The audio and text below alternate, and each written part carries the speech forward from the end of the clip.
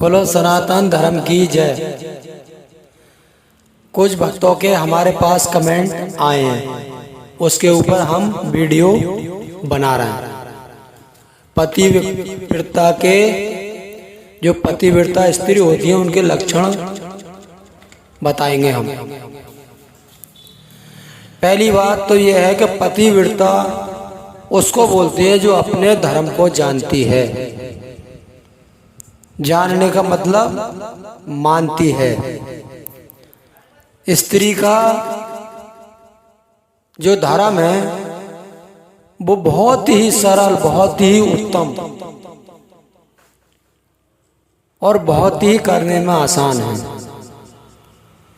जो पतिव्रता स्त्री होती है उसके लक्षण हैं अच्छे विचार परिवार में रखना,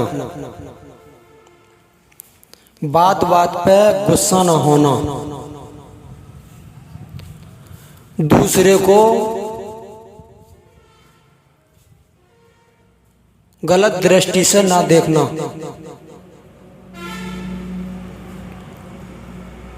और मर्यादाओं का पालन करना। क्यों कि रामायण में जो लिखा है वही लिखा है, साधन सास ससुर पति पूजा, नारी धर्म और नहीं दूजा। स्त्री का और कोई धर्म नहीं है, केवल साधन। स्त्री का जो साधन है, जिस साधन से वो अपने परलोक को प्राप्त कर सकती है, तो वो एक ही साधन है। उसे हमने बताया है आपको, साधन सास ससुर पति पूजा, नारी धर्म और नहीं दूजा। बहुत शील स्वभाव की स्त्रियां होती हैं और अपने ही पति की पूजा करती हैं, वो दूसरे के पति की नहीं करती हैं। उन्हें बोलते हैं पतिव्रता स्त्री। जो पतिव्रता स्त्री होती है वो दूसरे के पैर नहीं छूती हैं, वो अपने ही पति के पैर छूती हैं, अपने ही सास ससुर की सेवा करती हैं। तो इसलिए देवी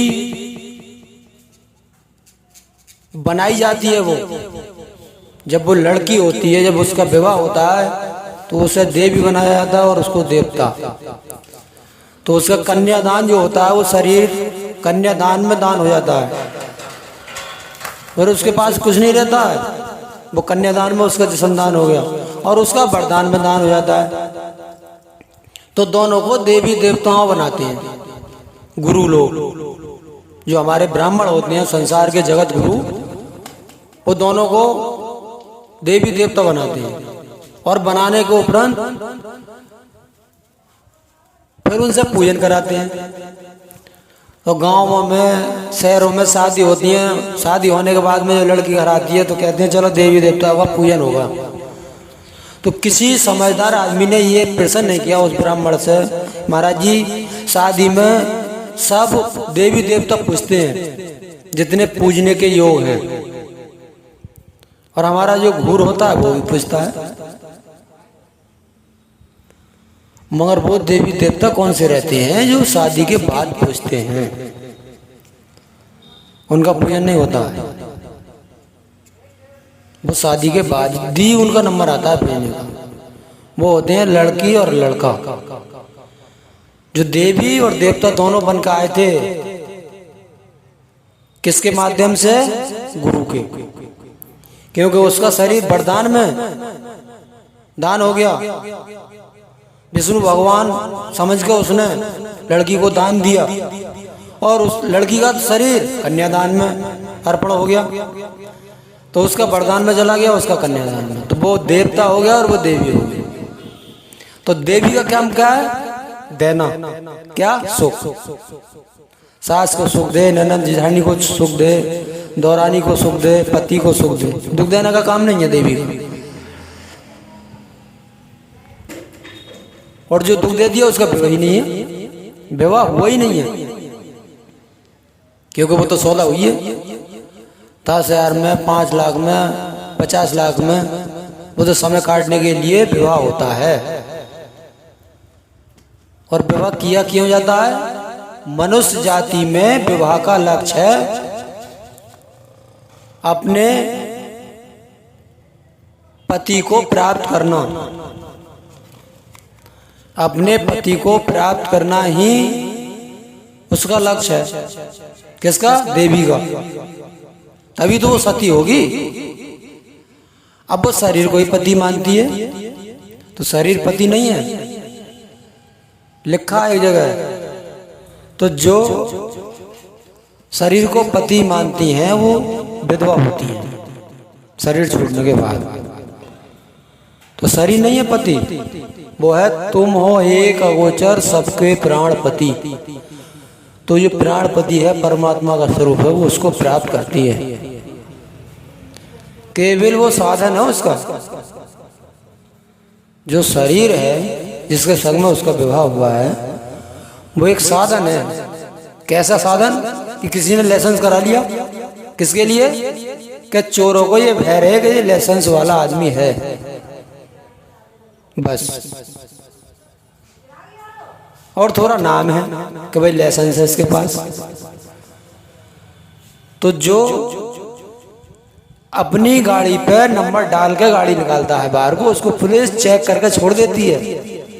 और जो बगैर नंबर की गाड़ी होती है उसको चेक करती है, और नंबर नहीं है तो उसको चालान काट देती है, गिरफ्तार कर लेती है। इसी प्रकार से पतिव्रता जो स्त्री होती है वो अपने पति के माथे पे चिन्ह लगाती है। चिन्ह लगा के और उसको जो है उसे करती है।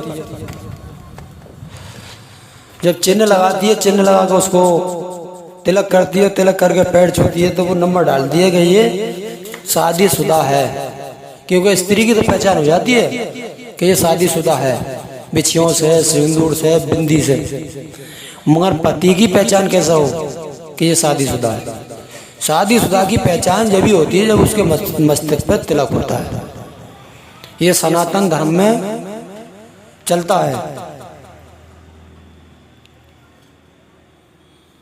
तो पतिव्रता जो पतिव्रता स्त्री है, जिसको पतिव्रता बोलते हैं, उस स्त्री का नाम जो लक्षण है